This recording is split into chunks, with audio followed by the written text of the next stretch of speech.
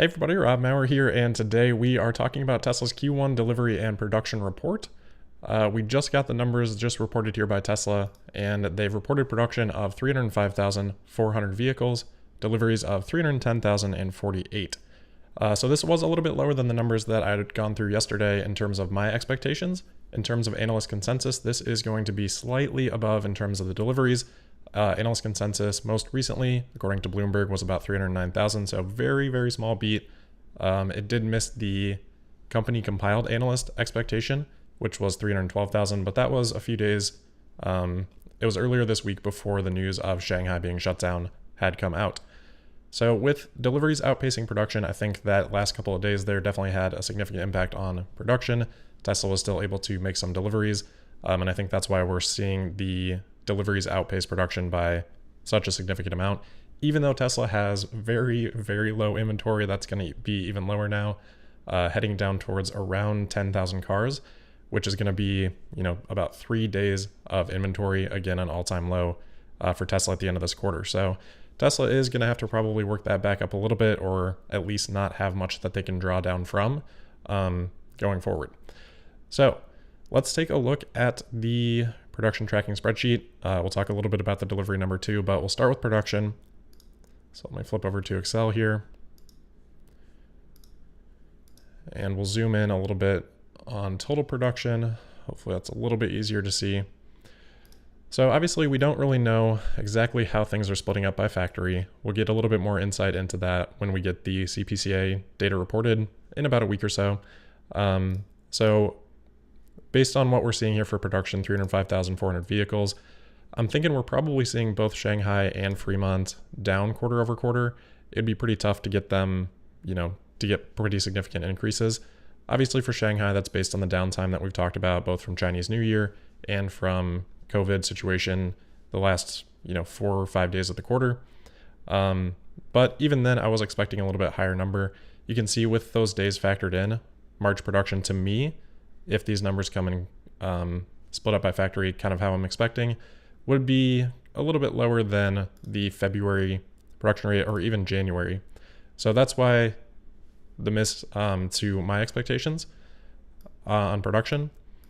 I was thinking Tesla could maintain that, but as we talked about yesterday, I think just because, the starting, the stopping multiple times during the same individual month, it makes it hard to maintain that same level of production. So as we talked about, if Tesla misses here, I don't find it to be a big deal because we kind of know the main reasons for that, and it's really supply chain and factory shutdown. Doesn't have too much of an influence on what Tesla is going to be able to actually post for the second quarter and then the rest of the year, which is really what we're always looking for from these releases. So yeah, I think for both Model 3 and Model Y, we're probably coming in slightly below February's production rate, even with hopefully an extra day there. And then for Fremont, so let's look at Model S and X first. Tesla reported about 14,200, slightly below my estimate of 15,000, but pretty close.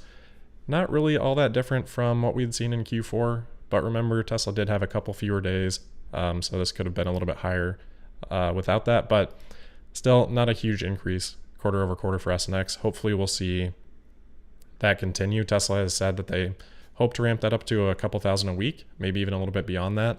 And that should be 25,000 per quarter eventually. So still plenty of room to go there on the S and the X.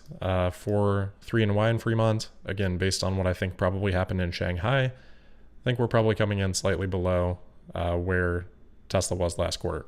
Again, that's primarily driven by the 2 less days, but it doesn't look like we saw much sequential increase for 3 and the Y from Fremont.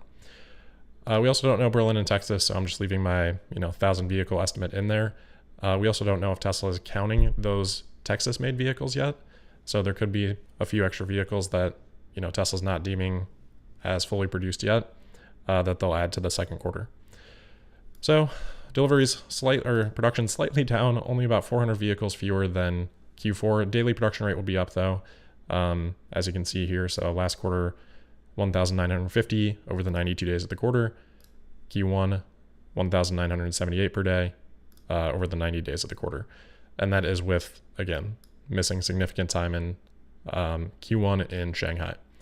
So it's a little bit disappointing, but, as I said, not going to bear too much weight on what happens going forward. Year over year, much better number there. So up 69%. Of course, we didn't get it on deliveries, but we got it on production. So 180,000 last Q1, which actually had been up sequentially. I think that was an all-time high for Tesla at that point. So the year over year comparison here against an all-time high number, still 69% growth year over year, which is phenomenal. So tough to be disappointed with that at all, especially given the conditions. As for deliveries, we got 310,000. So as I mentioned, for the last 5 quarters, Tesla has drained inventory down. Part of that has been because they have factories, in multiple areas now, specifically for the Model Y. We've got Fremont and Shanghai. That has happened over the last few quarters. So that makes it easier for Tesla to operate on lower inventory because they're not having cars stuck on ships at the end of the quarter. And it eases the delivery wave. Obviously, Tesla prioritizes those ships or the cars to be off those ships, but still, it just makes things get stuck in transit. And that's a big reason why we've seen inventory draw down. And then as we talked about with Shanghai, just the fact of production being halted there those last few days, they're still going to be delivering cars in areas that are not locked down in China, but not producing any. So that's, I think, a big factor here that Tesla's going to have to recover from in Q2, which we don't get the best start to since Shanghai is still shut down. So that'll be a bit of a weight on Q2, but hopefully Tesla will be able to make up on that. That being said, so deliveries still did increase sequentially, which is always nice to see. About 1,500 more deliveries in Q1 than Q4. They drew inventory down by about 4,600 vehicles. So like I said, probably around 10,000 now, a little bit above that. But yeah, you can see over the last, 6 quarters here, inventories declined by 11,000 vehicles. So Tesla will either continue to operate at that level or draw it down. Like, we can't, it's not sustainable to continue decreasing inventory by 4,500 vehicles per quarter. Let's see. I think it's really most of it. I mean, as I said, we'll get the CPCA data here in a few days. That'll give us a better idea of, where the biggest hit to production was, whether that was in Shanghai or whether it was in Fremont. I'd actually almost hope for a lower number from Shanghai because that would mean Fremont production rates are improving. If we do see a lower than 54,000 production number from Shanghai, then yeah, it just points to sequential growth from Fremont. If the Shanghai number is higher, then that would be actually a little bit concerning. Not necessarily concerning, but the outlook would be less strong if the Shanghai number is higher, because Fremont's not as good, and Fremont didn't have the same factory shutdown constraints. There still are supply constraints, obviously, and we don't know how impactful those were to these numbers. Probably had some impact in both factories, as Tesla mentioned on the Q4 call. But yeah, we'll just have to kind of wait and see on that. All right, so someone said Rob bearish for Monday. Yeah, I don't know. I don't think this is going to be too impactful to the stock, honestly. I think the production number is definitely a miss to what expectations were. Deliveries, though, right in line. Because the delivery expectation had been downtrending, I think the analyst consensus of 309,000 probably didn't actually capture the reality of what expectations were. I think, you kind of have the whisper number, and because of that shutdown, I think the whisper number also declining probably at a faster rate than the analyst consensus. So I wouldn't expect any, honestly, probably anytime you say anything about the stock, something else will happen, but I wouldn't expect any huge move specifically because of these numbers. As we go into earnings, it'll be interesting to see what people model. That's probably as I said, I don't care too much about the numbers this quarter because of the constraints that we've got here, but it'll be interesting to see what Tesla's margin progress looks like, especially because we were going to have the impact of Giga Berlin, the initial, ramp starting to be amortized as Tesla has started to deliver vehicles from that factory. So that'll be a hit. On the other hand, Tesla, I think they had a $250 million expense last quarter from supply chain, logistics, expedition. I guess I don't know exactly how to say that word. Probably neither of those, but they had expediting fees that added some cost last quarter, and we'll see how much of that they had this quarter. So I think margins will surprise, even though deliveries here are pretty comparable to last quarter. But obviously, we're not going to see any of that yet on Monday. We'll have to wait until earnings. Somebody said check Elon's Twitter. All right, I guess let's do that. He got some inside information. He does. So Elon on Twitter saying this was an exceptionally difficult quarter due to supply chain interruptions and China's zero COVID policy. Outstanding work by Tesla team and key suppliers saved the day.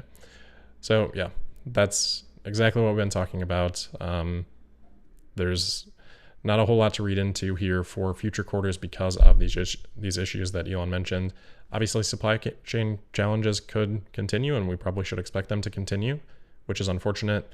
But as Tesla gets those things resolved, as the supply chains themselves get their issues resolved, we should see Tesla sort of be able to sort of take like a next leg up, because presumably the factories are pretty ready for that. All right, so yeah, I'll just take a quick look at the chat here. I think I at least saw one super chat that I may have missed. I was getting close to getting ready to give up on Tesla here from this is the latest Saturday release that we've had for the numbers. Thanks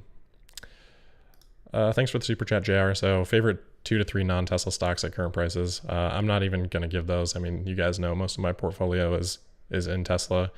I don't follow other companies closely to have an opinion, too strong of an opinion on anything at current prices. So I'll punt on that. I mean, I do have opinions, but not ones that I'd want to share and get held to from that perspective. All right, so I think we'll wrap it up there. I hope you guys have a good rest of your weekend, and we'll see you on Monday. I'm just trying to think if there's anything else I want to cover here quick before we wrap it up. But I don't think so. So with that, we'll wrap it up. As always, thank you for listening. Make sure you're subscribed and signed up for notifications. You can also find me on Twitter at Tesla Podcast. And we'll see you on Monday for the April 4th episode of Tesla Daily. Thank you.